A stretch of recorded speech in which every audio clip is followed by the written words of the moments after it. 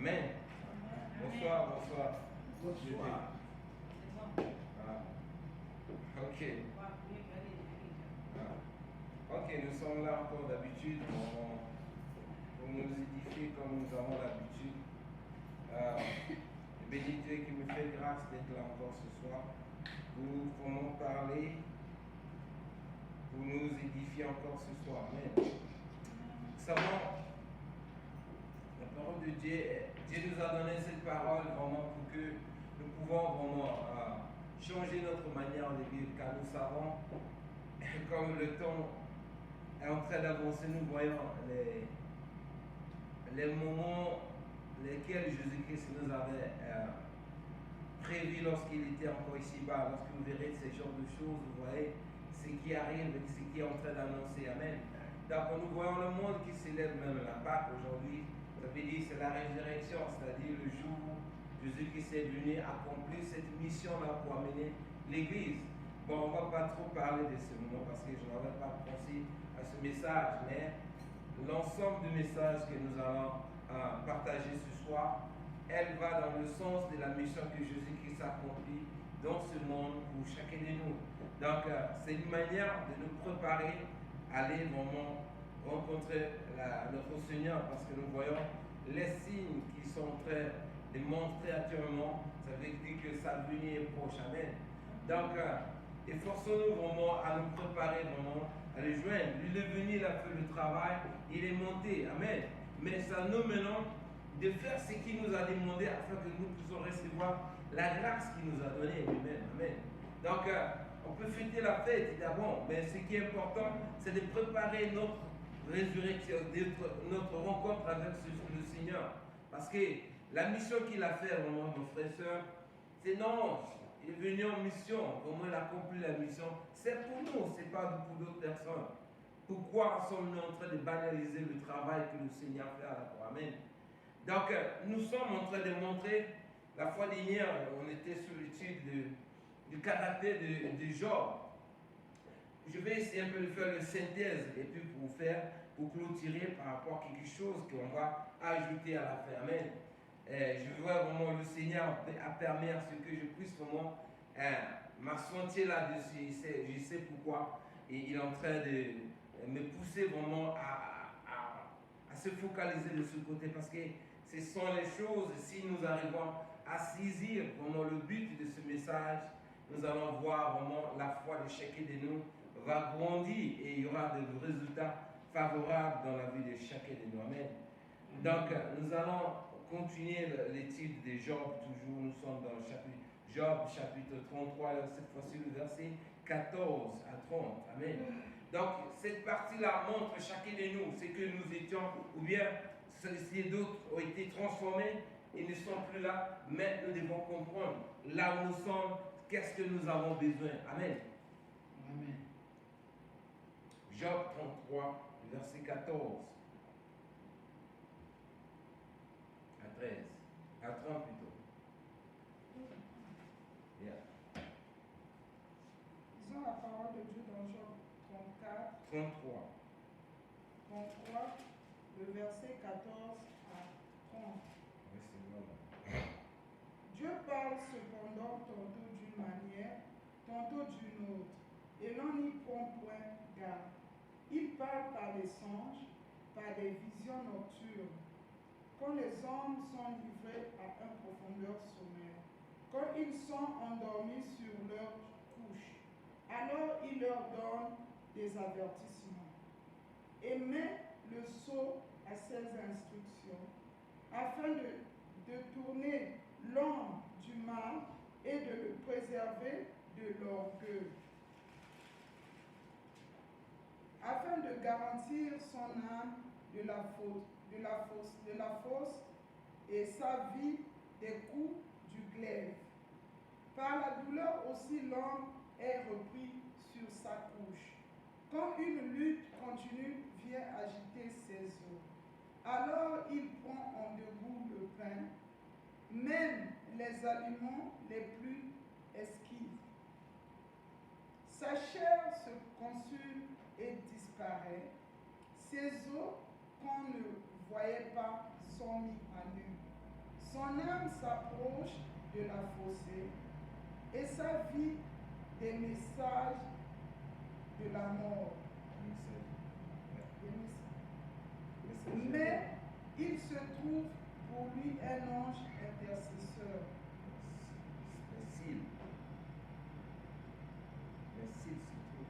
Mais s'il se trouve pour lui un ange intercesseur, un d'entre les mille qui annonce à l'homme la voie qu'il doit suivre. Dieu a compassion de lui et dit à l'ange, délivre-le, afin qu'il ne descende pas dans la fosse. J'ai trouvé une rançon, et sa chair a plus de fraîcheur qu'en premier d'âge.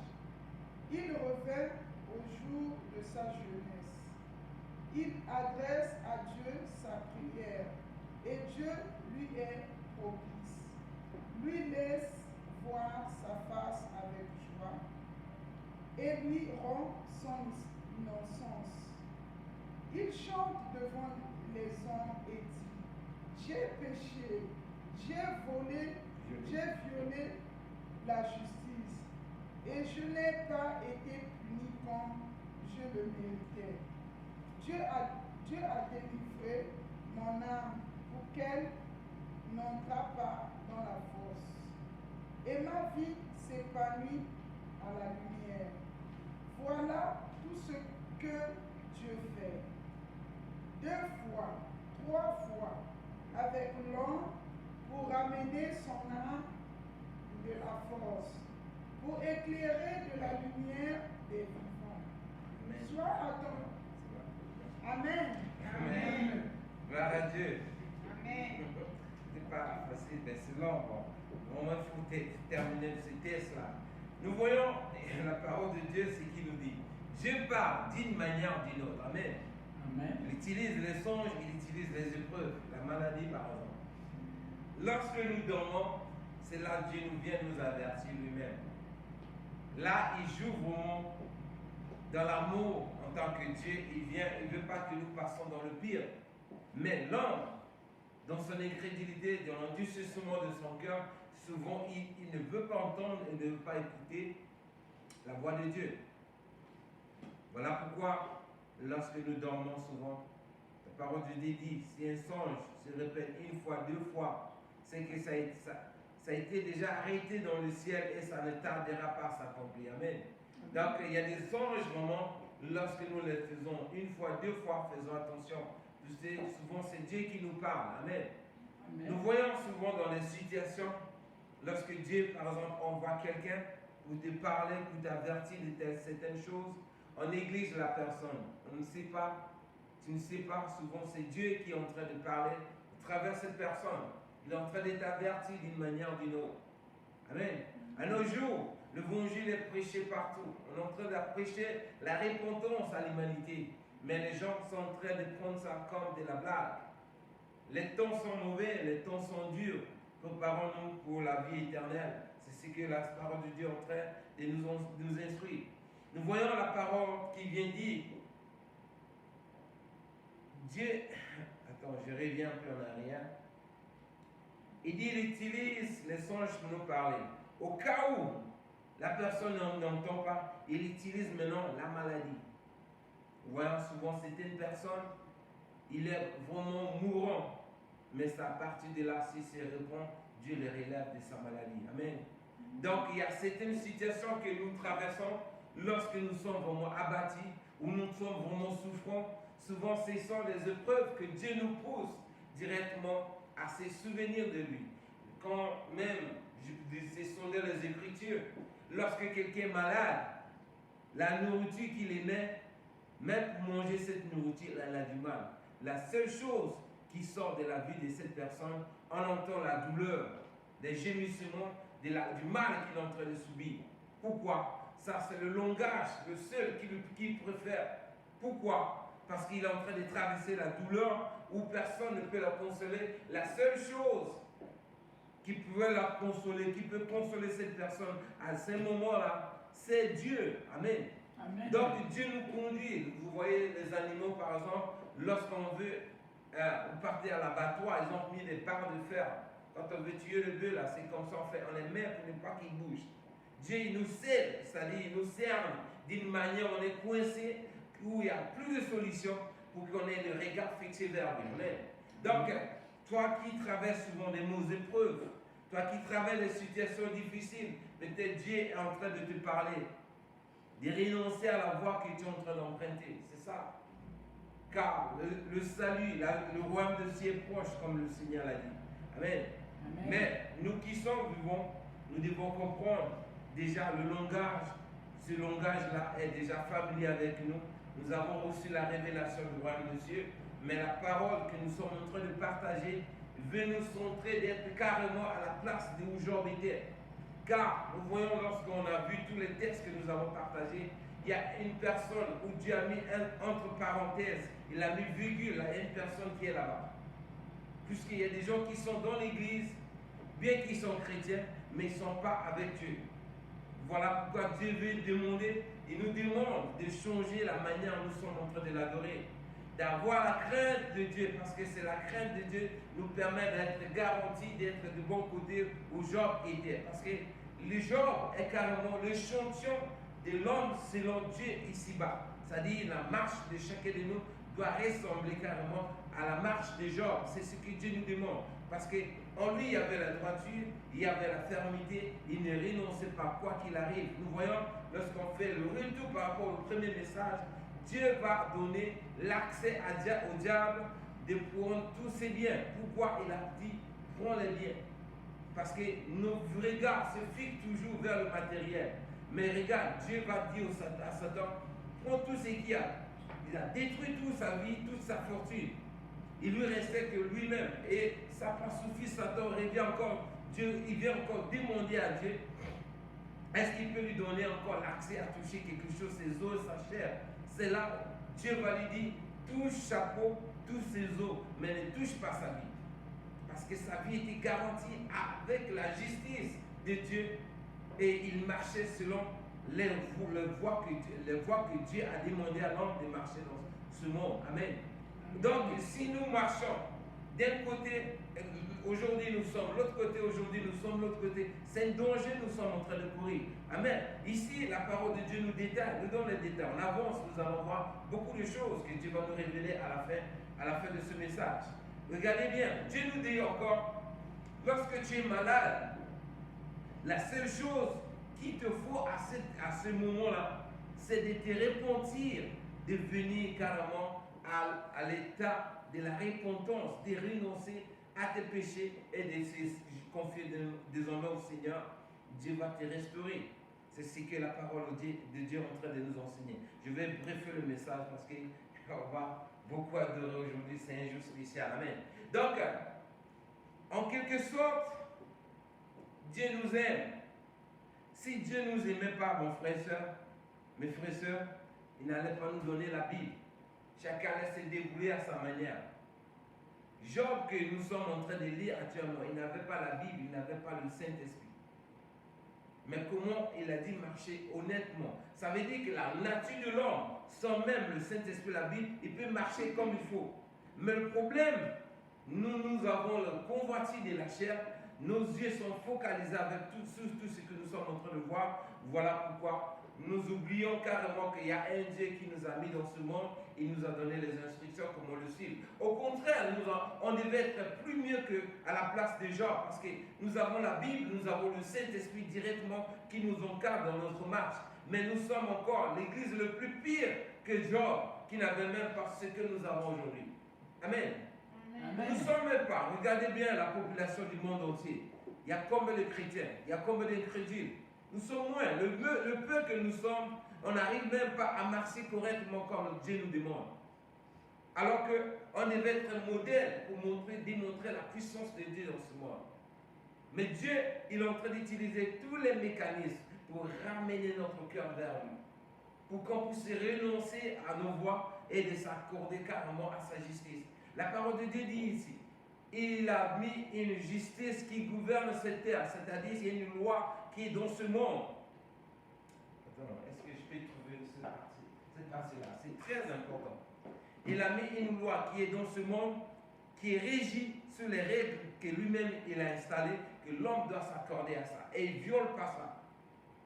La seule chose que l'homme peut obtenir de la part de Dieu lorsqu'il renonce au péché, lorsqu'il se répond de toutes ses voies et revient vers lui, carrément, il viole, il se détourne carrément de ses sentences. Nous avons vu à la fin de ce message où la personne vient dire, ah, j'ai béni Dieu, j'ai péché et je n'ai pas été châtié selon mes actes. Pourquoi? Parce que cette personne-là a trouvé grâce. Cette grâce-là, où est-ce qu'on trouve? Il dit encore, si tu es malade et tu es prêt à descendre dans le glaive ça représente quand tu vas au tombeau enterré, ça veut dire c'est un séjour de l'homme dans la terre. Mais là-bas, nous-mêmes, nous savons, ceux qui sont chrétiens, lorsque tu descends dans le trou en ton terre, si tu n'as pas de Jésus-Christ, tu descends carrément dans le séjour des morts. Vous voyez? Mais Dieu dit quoi? Dans le verset, où est le verset là? Il dit,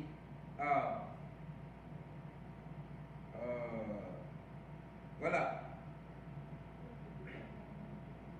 Mais s'il se trouve pour lui un ange intercesseur, un d'entre les 1000, qui annonce à l'homme la voie qu'il doit suivre, Dieu a compassion de lui et dit à l'ange, délivre-le afin qu'il ne descende pas à la fossée. J'ai trouvé une rançon. Amen. Quel est cet ange-là? Ça, c'est Jésus-Christ lui-même qui vient carrément intercéder pour cette personne. Amen. Donc, en quelque sorte, nous devons nous accorder carrément à toutes les voies que le Seigneur lui-même il a fait. Tant que nous n'écoutons pas la voix du Seigneur et que nous sommes en train de suivre nos vues, nous sommes en train d'endurcir nos cœurs, nous risquerons d'être ceux qui vont descendre à la fossée, car celui qui longe, parce que la parole de Dieu, s'il se trouve, ça veut dire, il y a des gens qui meurent, qui n'ont pas cette grâce d'avoir cet ange intercesseur qui est Jésus-Christ. Tant que Jésus-Christ n'est pas celui qui va intercéder pour toi, mon frère et soeur, tu es vraiment en danger. Amen. Parce que Jésus est venu, il a fait tout le travail. Quand tu vois dans Matthieu 20, verset 17, c'est bien ce que le Seigneur a fait pour que chacun de nous obtienne cette grâce.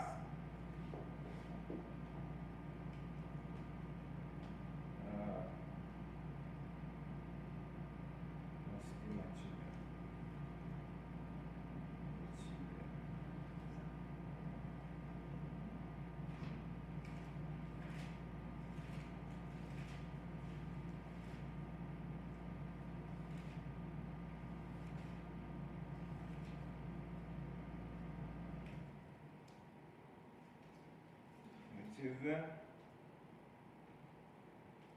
Je vais lire ce texte-là rapidement. Matthieu 20, le verset 17, je pense à 19. Pendant que Jésus montait à Jérusalem, il prit à part les 12 disciples et il leur dit en chemin, voici, nous montons à Jérusalem et le Fils de l'homme sera livré aux principaux sacrificateurs et aux scribes.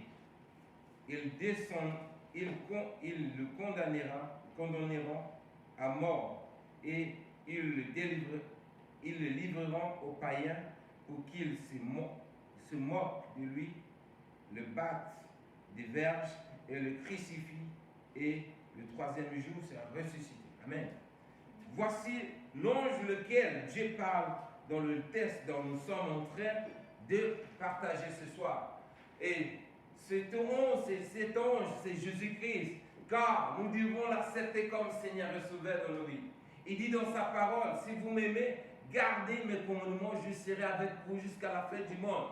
C'est ça. Donc, quand nous sommes en train de traverser, quand Dieu nous parle d'une manière ou d'une autre, et qu'il nous fait passer dans plusieurs épreuves où nous n'avons plus d'issue, la seule issue que nous pouvons avoir, c'est de se confier au Seigneur Jésus-Christ. Car ceux-là qui vont manifester cette foi en se confiant en lui. Ils n'ont plus rien à perdre. Quoi qu'il arrive, qu'ils quittent ce monde ou pas, ils seront toujours dans le bon côté. Amen. Donc, nous qui sommes ici, pendant que nous sommes ici-bas, Dieu nous demande d'avoir carrément la conduite de Job en nous. Il n'y a pas à négocier, nous n'avons pas un autre moyen. Nous sommes, c'est-à-dire, Dieu nous demande d'avoir la crainte de Dieu et de marcher sous sa voie et d'avoir la droiture que Job avait. Parce que c'est ce qu'il nous faut dans ce monde. Or, la parole de Dieu ne nous contourne. Quand nous voyons tous les livres de Job, il y avait 3 personnes qui sont venues, ses amis. Ce sont des gens qui étaient âgés. Mais ces gens-là, ils étaient en train de représenter la deuxième personne qui devait faire le contraire de ce que Job, de la vie de Job. Et ces gens-là, ils étaient en train de condamner Job comme s'il marchait dans la fausseté. Mais pendant ce temps, dans la conscience de Job, il était dans le bon côté. Dieu a utilisé que Job pour montrer que voilà l'homme, toi qui es dans ce monde, voilà la manière que tu dois suivre. Maintenant, les gens, les 3 amis de Job, ils étaient en train de décrire les conséquences de ceux qui seront à l'opposé de la vie de Job. C'est-à-dire qu'ils vont faire le contraire de la vie de Job. Amen. Et nous voyons même à la fin, il y a eu même une 3e personne, c'est-à-dire une 4e personne qui est venue, un jeune homme que le Saint-Esprit a touché. C'est celui-là que Dieu a utilisé. Nous voyons, si vous voyez bien à la fin du message, il y a eu les 3 amis de Job que Dieu va demander de se repentir parce qu'ils ont parlé mal de Job. Vous voyez, mais le 4e, le petit là, Dieu ne l'a pas demandé que celui-là, ils intercédaient. C'est le texte que nous venons de lire actuellement. Parce que c'est lui, c'est l'Esprit Saint qui était en train de parler au travers de ce petit-là. Et dans ce message, quand on revient plus en bas, il dit ceci: mon cœur brûle, l'Esprit en train de m'empresser à faire sortir ce qui est en moi. Quand vous recevez le message de la part de Dieu, si c'est le Saint-Esprit qui vous donne ça, mes frères et sœurs, faites attention, parce que Dieu est en train de parler d'une manière ou d'une autre à quelqu'un. Ne gardez pas cela, parce que vous risquez d'être redevable. Si la personne la merde dans son problème, vous pouvez avoir des problèmes. Parce qu'il dit, Dieu parle d'une manière ou d'une autre. Dieu ne peut pas utiliser une personne pour lui annoncer quelque chose qui est dans la vie d'une personne. Toi, tu gardes et tu bloques le message. Vous voyez ça, c'est un danger. Et si vous voyez bien, le petit là, il va décrire ceci: je ne veux pas être redevable à Dieu, je préfère faire sortir ce qui est en moi. Je n'ai pas peur de quelqu'un. Quoi qu'il arrive, je vais faire sortir ce que l'Esprit est en train de brûler en moi pour avertir et pour faire sortir. C'est-à-dire se libérer, quoi, en quelque sorte. Vous voyez, donc tous les messages que Dieu utilise les gens pour qu'ils puissent annoncer ça, faites sortir ça, n'ayez pas peur. Nous servons le Seigneur, nous n'avons pas à avoir peur de l'homme, ayons plutôt peur de ce Dieu-là. Amen. Parce que nous voyons comment Dieu va t'utiliser pour aller annoncer et passer un message à quelqu'un. Toi, tu vas bloquer ça. Et si la personne là meurt dans son problème, dans son péché, qui sera responsable? Quand tu vois bien dans les livres d'Ézéchiel là-bas, 34, la parole de Dieu dit ceci: si tu vois quelqu'un en train de pécher, il faut l'avertir.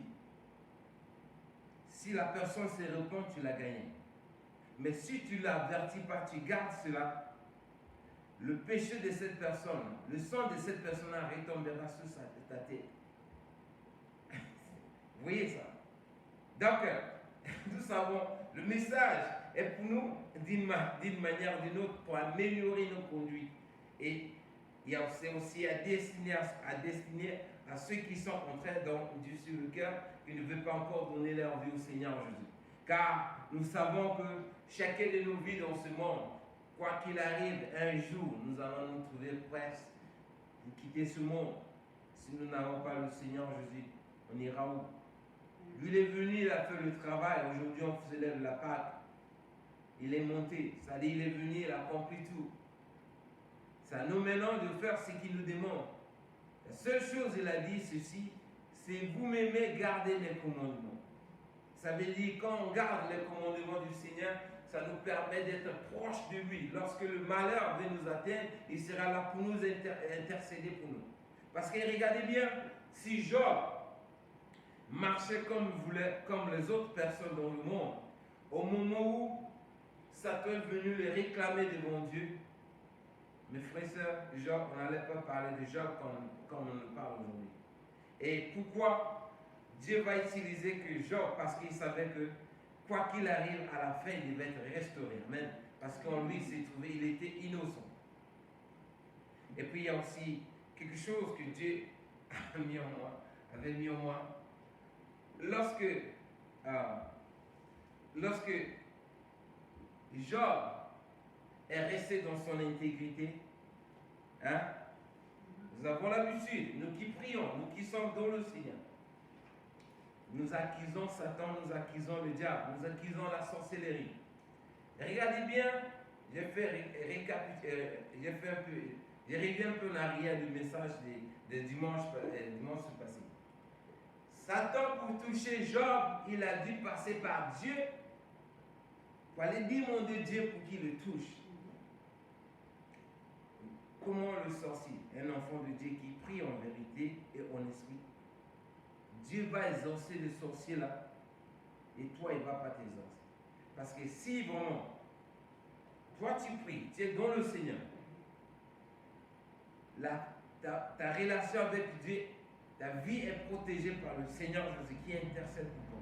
Comment Satan arrive-t-il à venir t'achever devant le Seigneur sans pourtant qu'il te protège? Vous voyez ça? Ça, ce sont des chrétiens qui jouent avec la vie chrétienne.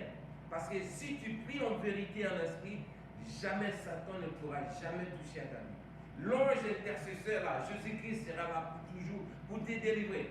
Parce que, regardez bien, Satan va venir devant Dieu. Et puis il y a une chose aussi. Lorsque nous venons prier, adorer le Seigneur, Satan vient aussi. Lorsque la gloire de Dieu, le Saint-Esprit descend, Satan vient également. Il vient nous voir. Si nous sommes dans le faux ou pas, Satan connaît. Et si tu es dans le vrai aussi, sois intègre dans ta marche parce que Satan ne va pas te laisser, mon frère et soeur, mes frères et sœurs. Parce que regardez bien, il dit, les fils de Dieu viennent vers Dieu, se rassembler devant Dieu. Satan vient aussi. Ça veut dire que chaque fois que nous venons prier, nous sommes en train d'adorer. Satan vient voir qui adore Dieu en vérité, en esprit. Si tu es celui qui adore Dieu en vérité, en esprit, Satan va chercher à aller te réclamer sur Dieu. Pour te persécuter, pour voir si vraiment tu es ferme envers ce Dieu-là. Si vraiment ta foi est ferme, il va utiliser tous les moyens pour te tenter. C'est ce que le message est en train de nous donner. Donc, tout ce que nous sommes en train de partager ces derniers temps, c'est pour nous préserver, d'être vigilants et d'être du bon côté, parce que nous ne savons pas ce qui vient demain. Nous ne savons pas, mes frères et sœurs. Ça, la vie chrétienne actuellement, si tu es chrétien, arrête de blaguer avec ta vie, parce que quand on voit le monde, la manière que nous sommes en train d'avancer, ça, nous sommes déjà vers le virage, c'est-à-dire quoi? On marchait, on fait le virage, le dernier virage avant qu'on arrive dans le pire. Les épreuves qui nous attendent devant sont plus difficiles que ce que nous sommes en train de vivre aujourd'hui. Mais si nous n'avons pas une foi ferme, comme Job, nous risquerons de céder. Amen. Parce que nous avons vu, quand tu lis bien, lorsque le temps viendra vers la fin du temps, lorsque l'Église, Jésus va enlever l'Église, il y aura des gens qui vont rester, des chrétiens qui adoraient Dieu, mais ne l'adoraient pas en vérité, en esprit. Ceux-là vont rater leur salut. Et c'est Satan qui va venir les imposer à l'adorer. Si tu ne l'adores pas, ça veut dire que tu n'auras pas part à tout ce qui, disons, tu ne vas pas vivre comme tout le monde. Maintenant, ces gens-là, regardez comment ils vont vivre. Il y a d'autres qui vont même renoncer. Nous ne sommes pas encore arrivés vers le pire. Nous avons encore la grâce de Dieu. Les choses sont encore mieux par rapport à cette époque. Mais préparons-nous vraiment. Prenons notre foi au sérieux. Vivons carrément pour la vie éternelle. Arrêtons, parce que regardez bien, quand ils regardent les images des pays qui sont en guerre, regardez comment les gens sont en train de fuir leur pays. Est-ce qu'ils portent leurs maisons, ils portent leurs voitures pour partir avec? Pourquoi ça reste? Parce que ce sont des trucs éphémères. Mais pourquoi sommes-nous en train de focaliser tout concentrer nos vies vers ces choses? Ces choses-là que Job a perdu, c'est ça. Dieu a montré que l'homme, si tu es intègre, tu marches dans la voie de Dieu, même si tu as perdu ça, Dieu va te donner ça. Mais ce qui est important, ce qui peut garantir ces choses, c'est notre intégrité envers ce Dieu-là. Vous voyez? Donc, quand vous voyez les images, par exemple, qui se passent en Ukraine, vous voyez comment les gens sont en train de fuir, mais ils ont abandonné tout. J'ai vu des gens, il est dans la voiture pour, elle dit quoi? Pour fuir avec la voiture, là, c'est un danger. Pour faire même descendre de la voiture, fuir comme ça. Bon, toi et moi, nous sommes en train de chercher ces choses, négliger ce qui est important, celui qui nous protège. Vous voyez ça? Donc, Dieu nous demande vraiment que notre foi ait aussi une place dans nos vies. Quand on regarde bien notre vie de manière générale, regardez l'importance que nous avons dans notre vie de prière. C'est la dernière des choses. Ça dit qu'on privilège autre chose. Ce qui est la prière, ça dit quoi? C'est le plus pire des choses, le plus pire des choses qui subissent, c'est-à-dire la négligence de notre part. Alors que c'est la chose qui devait être prioritaire par rapport au reste de nos programmes dans ce monde. Alors que c'est ce qui nous peut nous garantir notre éternité si nous sommes vraiment fermes, si nous demeurons fermes en marchant dans le Seigneur, dans la voie que Dieu nous appelle. Le ange intercesseur sera avec nous. Amen. Donc, vraiment, mes frères et sœurs, je serai bref aujourd'hui, on ne va pas trop rentrer dans les détails, on va adorer plus le Seigneur comme la sœur a dit. Mais, mes frères, en résumé, ça c'était juste pour faire la synthèse de tous les messages de Job, passage de Job que nous avons partagé les quelques dimanches passés, quoi. Donc, Dieu nous demande d'être du bon côté et de marcher dans l'intégrité, car c'est l'intégrité et la crainte de Dieu qui peut garantir le reste de nos vies, que ce soit ici-bas ou que ce soit dans le siècle à venir. Parce que si l'ange intercesseur là n'est pas dans notre vie, Jésus-Christ, ça veut dire Jésus-Christ n'est pas celui-là pour intercéder pour nous, mes frères et sœurs, nous sommes dans un danger. Maintenant, nous avons vu la foi dernière Job qui était sûr de sa vie, quoi qu'il arrivait, il pouvait voir le Seigneur. Nous devons avoir aussi cette assurance en nous. Quoi qu'il arrive, si on quitte ce monde-là, nous savons la manière dont nous sommes en train de marcher par rapport à la parole de Dieu, par rapport au Dieu que nous sommes en train de servir. Si nous ne sommes pas vraiment rassurés, si nous n'avons pas, nous avons des doutes, mes frères et sœurs, efforçons-nous quand même à réformer nos voies, car Dieu a utilisé tous les moyens nécessaires pour nous avertir qu'il y aura la fin du monde. Il utilise ces hommes de Dieu qui ont passé tout leur temps. D'autres qui s'abstiennent de la nourriture pour gêner, pour que tu puisses vraiment accepter le Seigneur Jésus comme Seigneur Sauveur, comme la sœur a dit.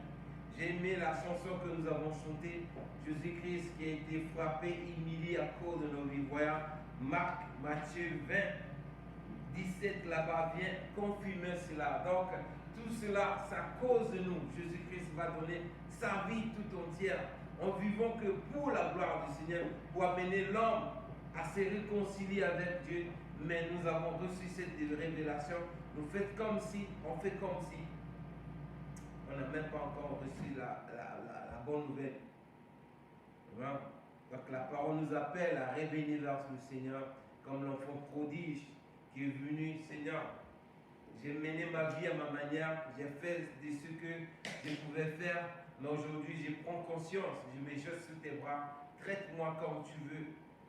Si tu veux, ne me considère pas comme ton enfant, mais considère-moi comme ton propre serviteur. C'est ça, c'est ce que Dieu demande dans la vie. Amen. Si nous venons se jeter vers les bras de notre Seigneur, en lui disant, Seigneur, qu'à partir de maintenant, ma vie t'appartient. Je veux vivre que pour ta gloire, ça touche le cœur de Dieu directement. Parce que tous les moyens nécessaires, les moyens que Dieu a utilisés pour nous avertir, ça veut dire, si nous revenons, ça veut dire que nous avons compris le langage qu'il nous a dit. Parce qu'il dit quoi? Si cette personne-là n'écoute pas, si tu utilises les songes, il utilise la maladie, hein, et tu n'entends pas, il te laisse partir, tu vas mourir de ton ignorance. Maintenant, pendant que nous avons reçu la révélation du Seigneur, de la vie éternelle, hein, regardez comment l'apôtre Paul ajoute comment nous devons marcher dans ce monde. Romains chapitre 6, le verset 20 à 23 jusqu'à la fin, je pense. Ouais, c'est dit ça. Romains, la page 1607. Romains chapitre 6, le verset 20 à 23. Vers 23, c'est bon. Nous avons la parole de Dieu dans Romains 6, le verset 20 à 23. Car lorsque vous étiez esclaves du péché, vous étiez libres à l'égard de la justice. Quels fruits portez-vous alors? Des fruits dont vous rougissez aujourd'hui, car la fin de ces choses est la mort. Mais maintenant, étant affranchis du péché et devenus esclaves de Dieu, vous avez le fruit, la sainteté et pour fin la vie éternelle. Car le salaire du péché, c'est la mort. Mais le don gratuit de Dieu, c'est la vie éternelle en Jésus-Christ, notre Seigneur. Amen. Amen. Donc, c'est ça. Si autrefois on était pécheurs, en marchant dans l'ignorance, il n'y avait pas de loi, il n'y avait pas de justice, c'est-à-dire on était ignorant des lois de Dieu, on pouvait mener nos vies comme on voulait, on peut s'inventer. Mais aujourd'hui, nous avons accepté Jésus-Christ comme Seigneur et Sauveur, c'est-à-dire notre ange intercesseur. Dieu nous demande désormais, nous avons le droit d'avoir la sainteté. Oui, c'est le verset là. Le verset.